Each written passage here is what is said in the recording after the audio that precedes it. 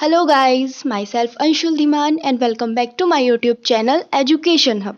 So friends, आज की मेरी इस वीडियो में मैं हमारे जो क्लास 12th के स्टूडेंट्स हैं सीजी बोर्ड के, जिनके फ़िलहाल ही में एग्ज़ाम्स भी चल रहे हैं, तो उनका जो है अभी 24 मार्च को पॉलिटिकल साइंस यानी कि राजनीति विज्ञान का जो पेपर होने वाला है, उसका सैम्पल पेपर मैं आपके लिए ये लेकर आई हूँ। अभी आपका जो है 16 तारीख को भूगोल का भी जिनका एग्ज़ाम है, वो भी मैंने आपको 2 सैम्पल पेपर ऑलरेडी प्रोवाइड करा चुकी हूँ। आप उनको जाके ज़रूर देखिएगा। जो है डिस्क्रिप्शन में मैं आपको उसका जो है लिंक वो आपको प्रोवाइड करा दूँगी।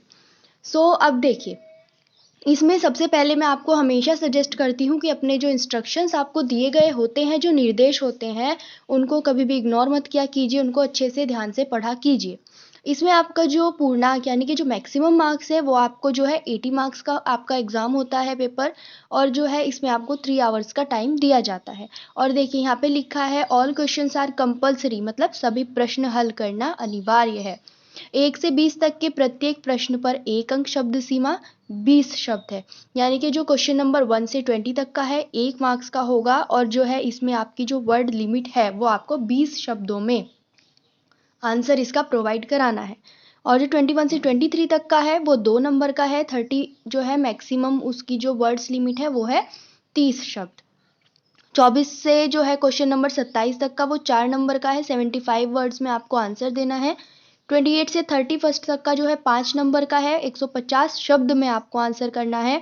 फिर है 32 से 34 तक के जो लॉन्ग क्वेश्चन आते हैं आपके 6 मार्क्स का, 200 शब्दों में आपको इसका आंसर करना है। फिर आ जाता है 28 से 34 तक, सभी में अतिरिक्त विकल्प दिए गए हैं, यानी कि आपको इसके साथ एक क्वेश्चन और ऑप्शन में दिया जाएगा कि आपको कौन से वाला सही से आता है, आप उसको करेंगे। तो अब हम अति लघु जो हमारे हैं शॉर्ट आंसर वाले, इनको है विद सॉल्यूशंस देखेंगे। आपका फर्स्ट क्वेश्चन आ जाता है, क्यूबा प्रेक्षेपास्त्र संकट कब उत्पन्न हुआ था? तो जो ये क्यूबा प्रेक्षेपास्त्र संकट है ये 1962 में उत्पन्न हुआ था, और इसको क्यूबा मिसाइल संकट के नाम से भी जाना जाता है। ठीक है, देखिए मैं आपको जो है जनरली ऐसे ही नॉर्मल अपनी तरीके से जो अपनी साइड से थोड़ा बता रही हूँ, बाकी आप अपने नोट्स के अकॉर्डिंग या फिर जो भी आपने कोई अच्छे से लर्न किया होगा कोई ट्रिक के अकॉर्डिंग आप उसमें से लिख सकते हो। सेकंड है, शीत युद्ध के प्रति भारत का रुख कैसा था? यानी कि जो शीत युद्ध था भारत का, इसमें इसके प्रति क्या रुख था वो आपको इसमें बताना है।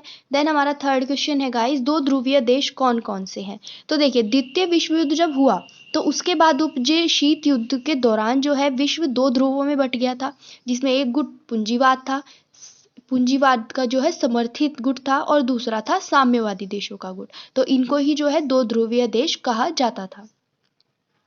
फिर है बर्लिन, यानी कि जो जर्मनी की दीवार जर्मनी में है वो कब तोड़ी गई? तो बर्लिन जो कि ये जो दीवार जर्मनी है, जर्मनी में है, वो जो है 9 नवंबर 1989, यानी कि देखिए इंग्लिश में बताऊं 9 नवंबर को जो है आपकी ये, और 1989 इसका सन था, उसमें तोड़ी गई है। फिर है स्मार्ट बम का इस्तेमाल पहली बार किस युद्ध में किया गया? तो 2003 में इस बम का यानी कि स्मार्ट बम का पहली बार परीक्षण किया गया था। फिर सिक्स्थ वाला है, अलकायदा क्या है? तो अलकायदा ये एक अरबी शब्द होता है जिसका मीनिंग यानी कि इसका जो मतलब होता है वो होता है कानून। फिर है हमारा सेवेंथ वाला, चीनी अर्थव्यवस्था के बारे में क्या अनुमान लगाया जा रहा है? तो ये आपको करंट से रिलेटेड जो है अपना लिखना है। फिर है सार्क, यानी कि SAARC का पूरा नाम लिखिए। तो SAARC यानी कि south Asian association for religion cooperation. ठीक है, ये आप ध्यान रखेंगे, दोबारा से रिपीट कर देती हूँ मैं, south Asian association for regional cooperation. 9th हमारा आ जाता है, आप बिना पासपोर्ट पारपत्र जो कि कहा जाता है और वीज़ा के किस पड़ोसी देश में आ जा सकते हैं? तो ऐसे कुछ हैं, जैसे नेपाल हो गया, भूटान है, मालदीव, फिजी, इंडोनेशिया एटसेट्रा। तो आप अपने अकॉर्डिंग इसमें लिख लीजिए। नव स्वतंत्र देशों के सामने सबसे बड़ी चुनौती है? तो नव स्वतंत्र जो देश है उनके सामने हमारा जो है सुरक्षा की ज़्यादातर बड़ी चुनौती है, बाकी आप लिखो। 11th है, सैन्य गठबंधन से क्या तात्पर्य है?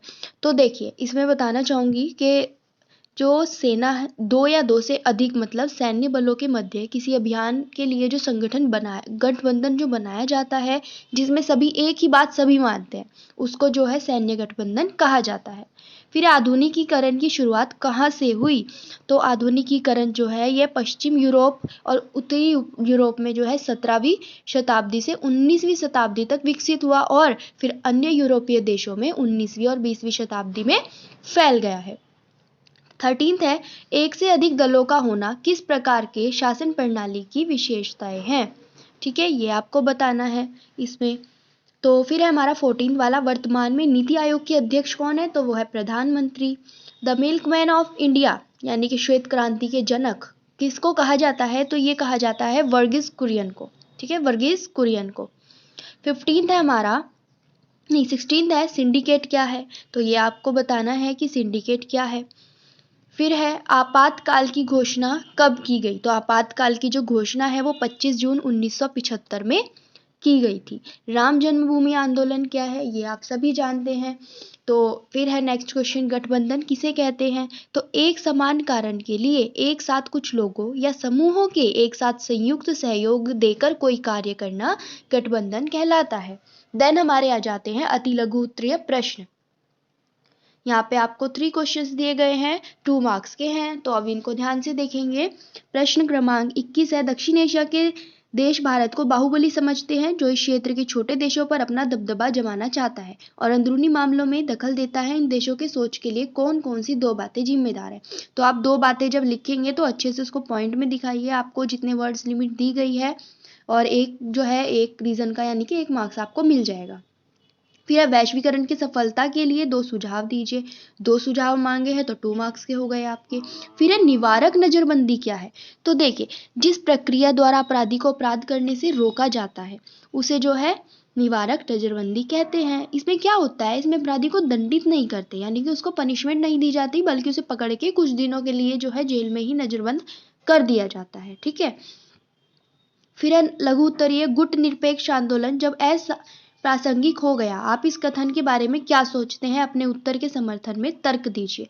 तो ये कोई 4 बताने हैं आपको। फिर आपका 25 है, भारत और सोवियत संघ के संबंध बहुआयामी थे, किन्हीं 4 बिंदुओं को स्पष्ट कीजिए। तो 4 नंबर में 4 पॉइंट आपको शो करने हैं।